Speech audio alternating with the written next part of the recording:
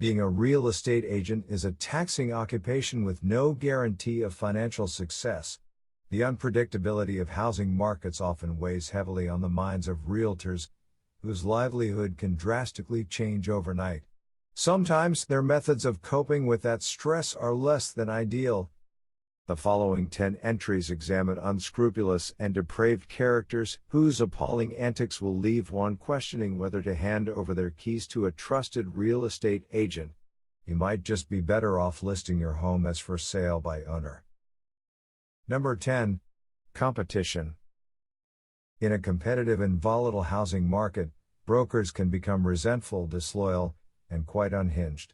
Case in point, summer 2018 in Hong Kong, where, within a span of a few days, 3 violent brawls spilled out into the streets, with hordes of brokers fighting each other for customers and listings.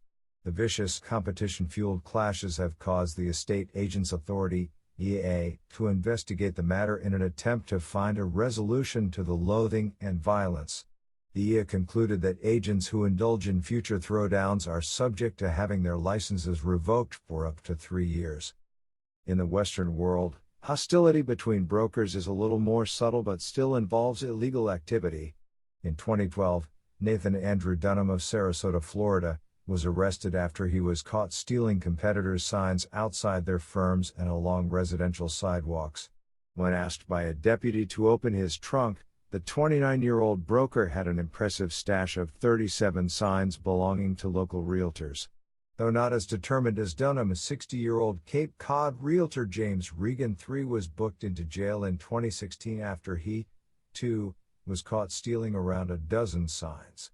Both men were charged with 2 counts of petty larceny, leaving their licenses hanging in the balance. Number 9. The Wolf of Realty. It is safe to assume that one of the last places expected to be a den for trafficking narcotics would be a realty firm in a quiet neighborhood. Such was the case in Chautauqua, Wisconsin, in 2017, after Quinlan Thomas, 53, was busted for selling methamphetamine to a police confidential informant at Chautauqua Realty, LLC. His arrest came after an investigation conducted by the Barron County Sheriff's Office that spanned several months. However, nothing can be quite absurd as what occurred in Cleveland, Ohio, where a respected real estate agent was arrested for peddling meth to his associates. Reminiscent of the debauchery seen in The Wolf of Wall Street, 37-year-old Robert McCann and his colleagues consistently engaged in coded conversations, referring to the life-siphoning narcotic as ice, rice, or wine. In 2015, despite the fact that his well-known image was plastered all over local news outlets, McCann conceitedly went on to open a new realty branch, First National in Cleveland, in spite of his pending trial. Interestingly enough, homeowners were still handing their keys over to him regardless of the possibility that if convicted, he would not only be stripped of his license but incarcerated as well.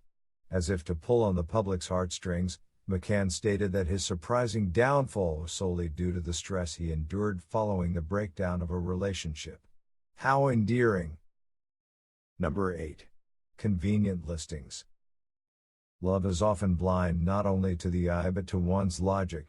The following cases, however, may be more about kinky exploits rather than actual love. Such was the case in 2016 for 22-year-old Houston area realtor Kayla Marissa Saloff, who was caught getting it on in the home of one of her clients.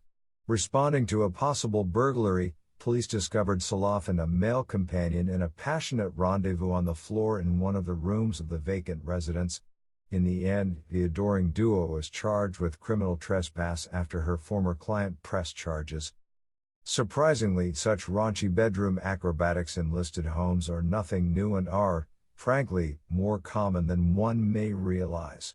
In 2013, New Jersey realtor Robert Lindsay intentionally overpriced his client's house with the sole purpose of using it as his personal sex pad with a fellow broker. Sadly, the co-workers' sexual escapades came to an abrupt end after they were caught by security cameras, playing out their fantasies on the homeowner's bed.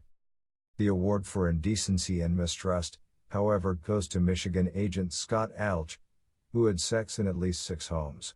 According to reports, between 2013 and 2015, instead of showing his clients' homes to potential buyers, he was too busy getting a cardio workout in their beds.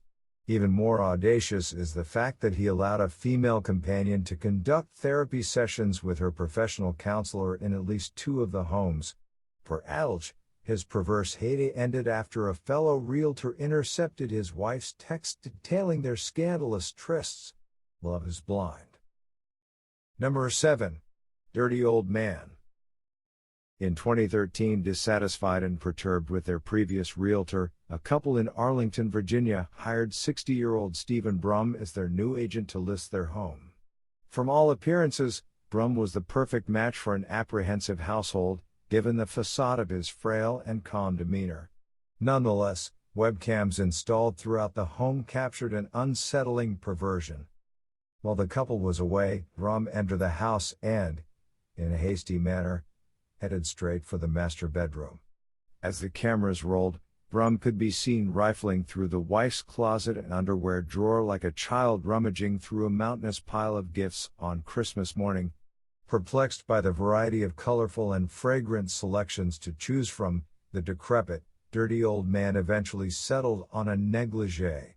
Clenching his newfound keepsake, Brum left the residence to partake in extracurricular activities too disgusting to think of or imagine. While he was busy sampling his memento as one would do at a perfume kiosk, police were viewing the footage brought into them by the distressed couple. Following his inevitable arrest, a deviant sniffer was convicted of unlawful entry and petty larceny and placed on supervised probation. In addition, the judge ordered him to forfeit his real estate license for a minimum of 2 years. Perhaps what's most troubling, other than a lenient sentence, is that police believed there were others who were missing panties, bras, and other lingerie. They appealed to recent sellers in the area to come forward. Number 6. The Wandering Boozer. In 2015, a popular Daytona Beach realtor had quite the Sunday afternoon following a blissful day of boozing. At the end of the bender, 49-year-old Winder Uswin Surrey made the decision to return home, albeit blind drunk. Less than an hour later, Ponce Inlet officers were called to a residence, where they encountered Surrey being pinned down on the living room floor by 2 men. Believing he had arrived at his destination, an extremely intoxicated Surrey had erroneously entered a stranger's home through an unlocked garage door. As expected, the pickled agent was taken to the police station, where his belligerence hit an all-time high. At first, Surrey professed his love for the officers, whom he considered family, all while sobbing like a baby. Moments later, after he was placed in a glass holding cell, Dr. Jekyll emerged with a barrage of charming insults and obscenities. Surrey was booked on charges of trespassing. Predictably, this would not be Surrey's first or last run-in with the law. The year prior, he was arrested for aggravated battery of his girlfriend, and in 2016 he was detained by Daytona Beach police for refusing to pay a $445 bar tab at the Lollipops Gentlemen's Club. Once again, the inebriated realtor was booked into the Volusia County Branch Jail, this time on charges of grand theft between $300 and $500. Number 5. The Unknown Stalker. In 2017, while repairing a computer for a client in Kane County, Utah, an electronics specialist came across a vast amount of alarming photographs. Once authorities were alerted, further forensic examination found hundreds of images of prepubescent girls, as well as surreptitiously taken pictures of local children and women who were unknowingly stalked and photographed. Aside from his female co-workers, the owner of the computer, an unidentified 49-year-old local realtor, apparently zeroed in on one woman in particular, his neighbor. According to the search warrant, it's obvious that the woman has no knowledge that she's being photographed by the man. It's evident that the man has a fascination with her. It appears that the man is stalking her because he has cut and pasted images of her from their original state to images of young nude women. Some of these images are pornographic. Even more disturbing is the fact that the agent was taking pictures of framed photographs of children and adolescent females while in the homes which he was in the process of selling. In addition, the warrant goes on to state that the realtor had been entering other people's homes and multiple bedrooms and hanging women's underwear on his genitals and committing sex acts. Due to the fact that the case was still under investigation, the man was never identified nor arrested in spite of the overwhelming evidence. Prior to being charged with an actual crime, he chose to expedite his looming doom by blowing his brains out, bringing an end to his debauchery. Number 4. A Woman Scorned. In 2005, Greg and Lene Thomas settled on a home for $640,000, but at the last minute they chose a different realtor due to concerns with the terms of their agent's contract.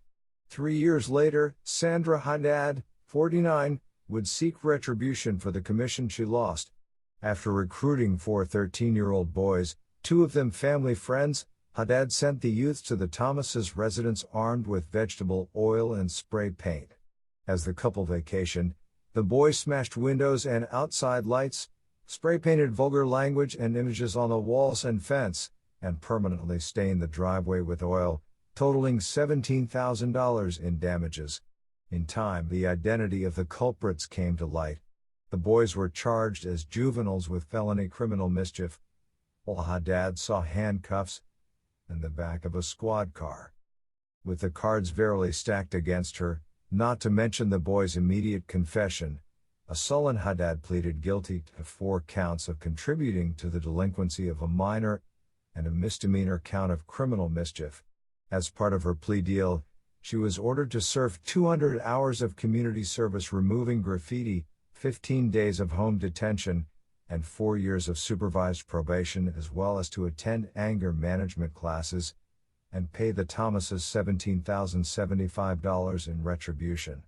To top off an exhilarating summer, the Thomases filed a restraining order as well as a pricey lawsuit against her. Number 3. Toxic treats. Dogs are allowed to roam freely in Batesville, Mississippi, given the fact that there are no leash laws in the county. This lack of restrictions, however, became a nuisance for a local realtor who decided to thin out the herd of domesticated animals in 2013. Using meat mixed with the pesticide Temic, Brad McCulley placed the delectable toxin in styrofoam cups, which he then spread throughout the district. Overnight, local residents, including some of McCulley's neighbors, woke to find their dogs and cats in a state of rigor mortis. Based on how much of the poison was ingested, those that did not swiftly succumb to the effects of the pesticide suffered a horrendously painful demise. To make matters worse, the poison had the potential to spread even after the death of the animals. According to Dr. Justin Unruh, if one animal ingests it, then another animal consumes that animal. Potentially it could be devastating. Following the death of at least 12 household pets, Panola County investigators arrested McCulley on charges of administering the toxin. Sadly, the charges did little to console Jenny Herron, who lost 2 of her dogs to McCulley's diabolic actions. It's just heartbreaking, and I absolutely hope that nobody has to witness or go through this, she said. Number 2. New Year's Day. On January 1, 2017, investigators were called to the scene of an empty California home that was set ablaze. The following day, the bodies of the home's owner, 59-year-old Yolanda Holtree, and her friend, 49-year-old Michelle Luke, were found in a desolate field in Newport Beach. That day, Christopher Ireland, 37, was taken into custody on suspicion of murder. Ireland, who was a real estate agent planning on listing Holtree's home, celebrated New Year's Eve with the victims along with his wife, Samantha, before leaving at 1:30 a.m. During questioning, Samantha claimed that she had no recollection of her husband leaving their home in the early hours of the morning and believed that he might have been sleepwalking. What Samantha did not know was that while she was waiting with her family in Holtree's driveway prior to leaving, her husband was inside bludgeoning and disfiguring the women. Later, as she slept, Ireland lined the trunk of his car and returned to the blood-splattered home at 3 a.m. to discard the bodies. The reasons as to why a festive night of celebration ended in such a horrifying manner remain unknown. As for Ireland, he was formally charged on January 4 for the murder of his client and her friend. Number 1. The Contreras Family. In September 1998, 39-year-old Rosalba Contreras arrived at the San Pedro home of Valentine Partida to discuss missing finances pertaining to real estate fraud. She had stolen the money from Partida and his wife. Contreras had known the 78-year-old man for 3 years, yet her betrayal was far beyond reconciliation. When heated words escalated to a fight, Contreras bludgeoned Partida to death with a hammer. Thereafter, she entered Partida's bedroom, where his 90-year-old wife Elvira lay bedridden, helplessly anticipating her fate. In a futile attempt to hide her crime, Contreras set the home ablaze, only after stabbing the powerless woman multiple times in the upper body. It wouldn't be long until police linked Contreras to the murders, earning her 2 life terms in prison. In 2009 in Los Angeles, a real estate agent was preparing to show a foreclosed home when she discovered the body of a fellow realtor laying dead on the floor. In a bizarre twist, the victim was Contreras' brother Ricardo, 45, who had, ironically, been stabbed to death.